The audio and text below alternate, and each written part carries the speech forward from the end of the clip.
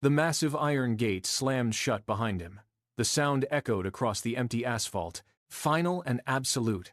Michael Anderson stood for a moment, the weight of his gear pulling at his shoulders, his body still braced for a command that would never come. He took a step forward. The perimeter road stretched out, leading away from the only world he had known for 10 years. There were no formations here. No roll calls, no predetermined paths. He turned toward the city, but the horizon felt wrong. Without the rigid structure of the base, the landscape seemed to lose its edges, blurring into a chaotic expanse of noise and motion. He felt the absence of the hierarchy like a missing limb. Every instinct told him to check in, to report, to verify his position, but there was no one to report to. The silence of the civilian world was not peaceful. It was heavy with the pressure of total, unguided freedom. He adjusted his heavy bag, his knuckles white against the strap, and stepped off the base property. He was no longer a unit of a larger machine. He was entirely, dangerously, on his own. He reached his new apartment as the sun began to dip below the skyline. It was a small space, filled with shadows and the unfamiliar sound of his own solitary breathing. He dropped his bags, but the silence did not feel like rest. It felt like a vacuum. He paced the floor, his boots clicking rhythmically against the hardwood, searching for a rhythm that was not there. The walls seemed to close in, lacking the order of a barracks. He realized then that he could not survive the drift. He walked to the kitchen table, pulled out a wooden chair, and sat until the room fell completely still. He reached for a yellow notepad and a pen. He did not write a letter or a list of chores. He pressed the pen tip into the paper, the wood grain of the table rough beneath his palm, and wrote 2 words in block letters: financial independence. The ink bled slightly into the fiber of the page. He stared at the statement, his heart rate slowing to a steady, rhythmic pace. The aimless wandering stopped. He had identified the target. He had defined the mission. For the first time since the gates closed, he knew exactly where he was standing. Michael looked at his bank statement. It was not just a list of numbers, it was a map of his survival. He pulled a ledger across the table, the paper crisp under his fingers. He treated the account like a tactical battlefield, where every dollar was a resource that required a specific deployment. He divided the capital into 3 distinct zones. The first bucket was for immediate survival, the essential costs of life that kept him in the fight. The second was for long-term investments, a reserve force meant to grow silently in the background. The third was his opportunity capital, kept liquid and ready for the right moment. He logged the transfers with surgical precision, moving funds from the main account into these separate silos. The uncertainty of the civilian economy flickered at the edges of his mind, but as the final entry was recorded, the panic receded. He was no longer reacting to the world. He was dictating his terms to it. He closed the ledger and stacked his pens. The room felt different now. The silence was no longer a void, but a command center. He had successfully built his first line of defense, and for the first time in months, he felt the steady, cold comfort of total control. The city around him operated on a different frequency. Every Friday, the messages arrived on his phone. Invitations to downtown bars where the drinks cost an hour of labor, or showrooms where his peers showed off the sleek metal of new luxury vehicles. Michael watched them from the periphery. He saw them spending their bonuses on depreciating assets, chasing the fleeting validation of their social circle. One evening, he stood outside a crowded glass-fronted lounge. The music pulsed through the pavement, and he could see his former colleagues laughing, their movements loose and unburdened by the future. A friend waved him inside, gesturing toward a table of expensive bottles. Michael paused. The temptation to join the noise was a physical weight, a desire to belong to the immediate visible world. He took a breath, felt the cold air against his face, and shook his head. He turned his back on the light, his boots finding the quiet, dark path toward his apartment. Every dollar he did not spend was a piece of territory he claimed for his future. He walked past the showrooms without glancing at the polished chrome.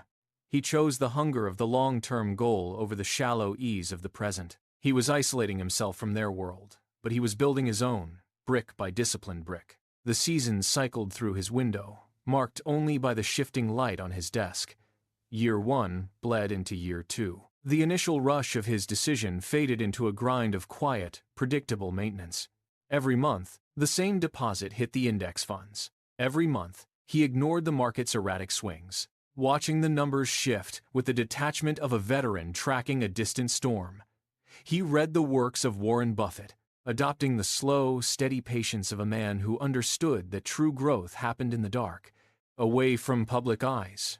There were days when the temptation to accelerate, to gamble on a volatile trend, scratched at his focus.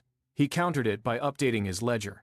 He watched the tiny, incremental gains stack upon one another, the compounding effect acting like a snowball rolling down a long, steep incline. He grew accustomed to the silence. He stopped looking for the immediate rush of profit. Instead, he measured his progress in quarterly reports and the slow, inexorable rise of his net worth.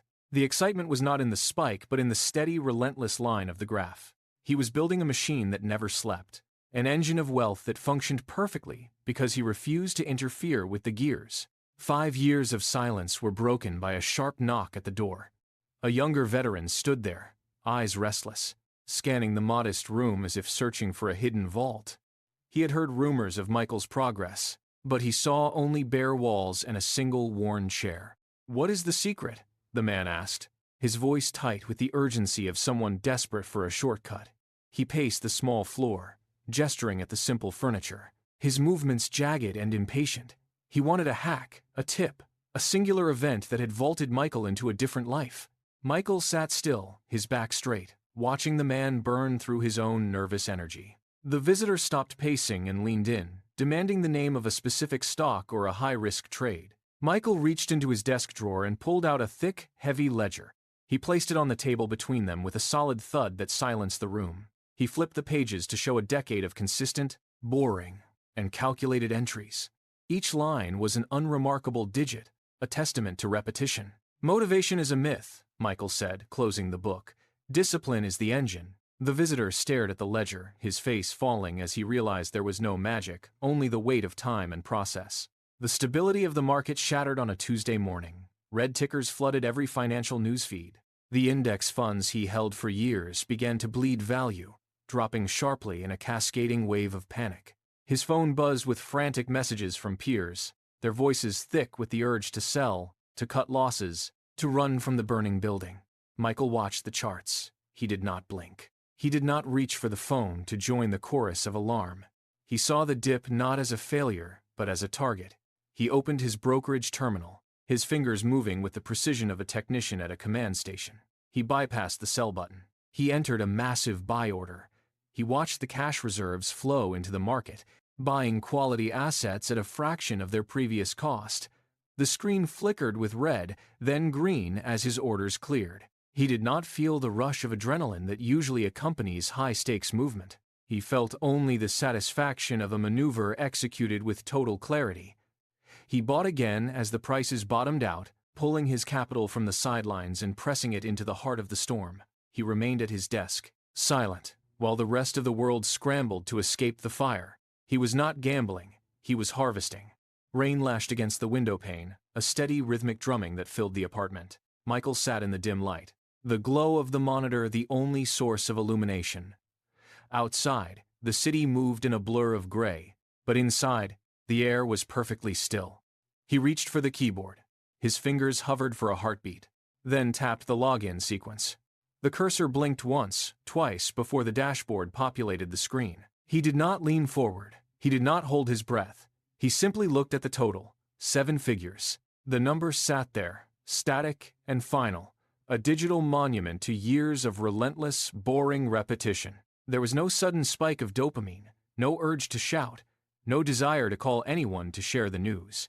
The silence in the room deepened, becoming heavy with the weight of the realization. He had reached the summit he had mapped out a decade ago. It was not a finish line, but a shift in reality. He stared at the screen, watching the balance remain unchanged as the markets ticked slowly in the background. The struggle against his own impulses, the urge to spend, the fear of the downturn, the exhaustion of the long wait had ended. He had won the war of attrition. He leaned back, the chair groaning under his weight, and let the quiet settle into his bones. Michael looked down at his hands, resting them flat on the wooden surface of the desk. The skin was rough, marked by faint, jagged lines across his palms and fingers, the lingering remnants of training drills from a decade ago. Those calluses had formed under the friction of ropes, steel, and heavy packs, forged in the heat of constant, repetitive movement. He turned his hands over, watching the light catch the texture of his skin.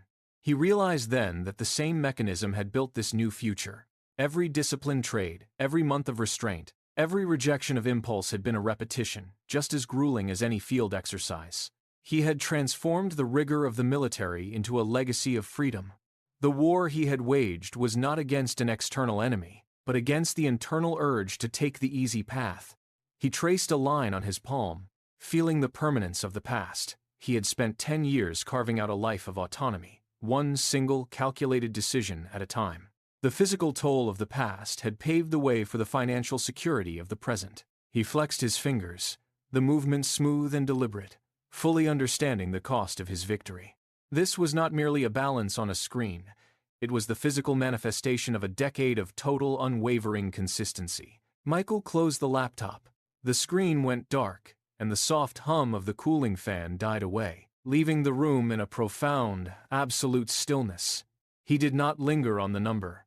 He did not look back. He shifted his weight in the chair, pushing away from the desk, and turned his attention to the worn book resting on the side table. He picked it up, feeling the familiar texture of the paper under his thumb. He opened it to the dog-eared page where he had left off weeks ago. The words were the same ones he had read 1,000 times, yet they held a different resonance now. He began to read, his eyes moving steadily across the lines. Outside, the rain had slowed to a drizzle, the streetlights casting long, amber reflections against the wet pavement. He was no longer a man chasing a goal. He was a man living the result of his own design. Consistency was not a burden he had laid down. It was the foundation he would continue to build upon. He turned the page, the sound sharp and crisp in the quiet air. There was no need for celebration or recognition. He had proven that discipline was the only currency that truly mattered, and in this quiet room, he had finally found his freedom. He read on, steady, patient, and entirely at peace.